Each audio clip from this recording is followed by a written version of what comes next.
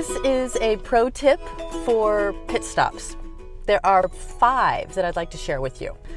Number 1, one of the things that I do every time I stop to get gas is I check the tires, walk all the way around the vehicle while it's filling up to check the tires.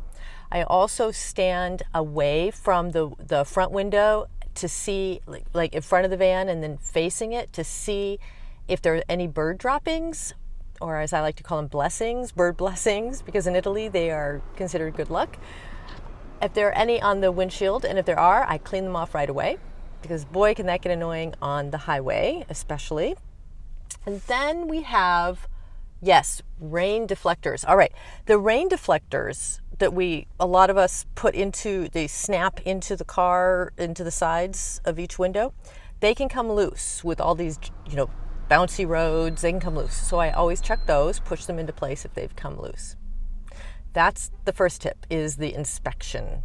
Number 2 is, 100 miles. So 100 miles, that is my rule. That's the minimum amount of gasoline I keep in my car. I do not go, whenever I can help it, under 100 miles left in the tank. Now, why that may seem way overly cautious.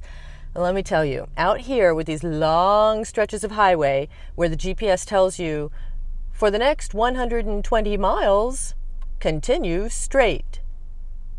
Well, that's a really beautiful drive that might come with 40-mile stretches between gas stations.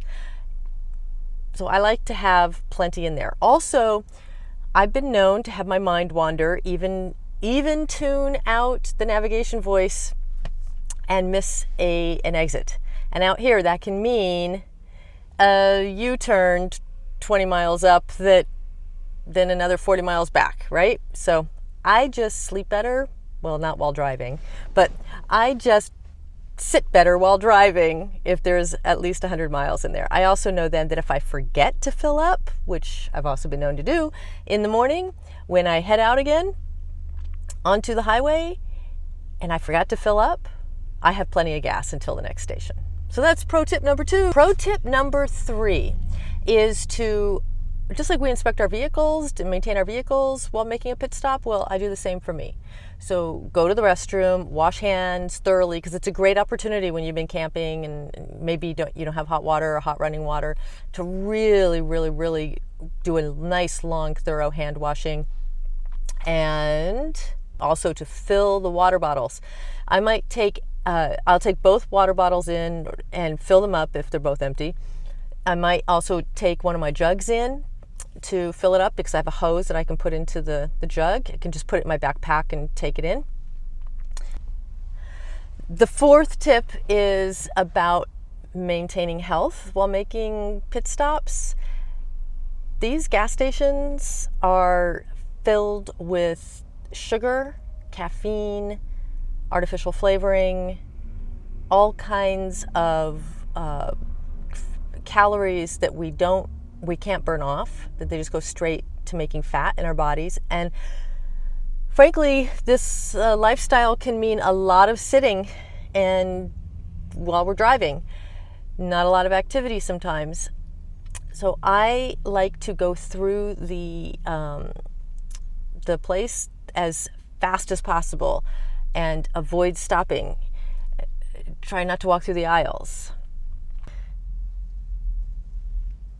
A glazed donut in my hand.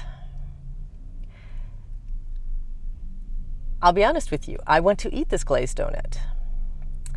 However, I don't want to live with the consequences, because one will lead to another, and then at every pit stop I will be eating sugar. And with frequent pit stops, that's a lot of sugar. So we'll see if I give in or not. It's really hard not to give in to eating this, because I know how delicious it's going to be. We'll see when I do. Then the last tip I wanted to tell you about is just stretching. So I have back pain. When I sit too long, I need to be driving for about 30 minutes or so, get out and stretch, which adds time to a trip. So that's another reason for frequent pit stops. And it also changes the way I have to plan out the route for the day. A 6-hour trip may take me 7 hours. Something to think about if you need to stretch too. All right, the donut.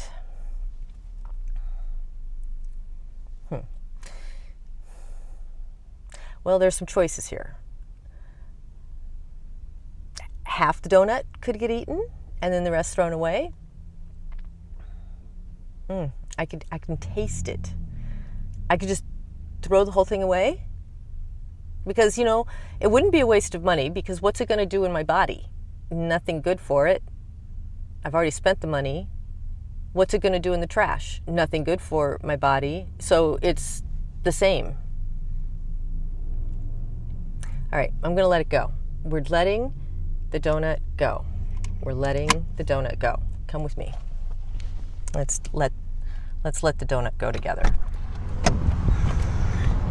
This might be the new habit until this just may be what I need to do each time I pick something up until eventually I just don't pick them up anymore.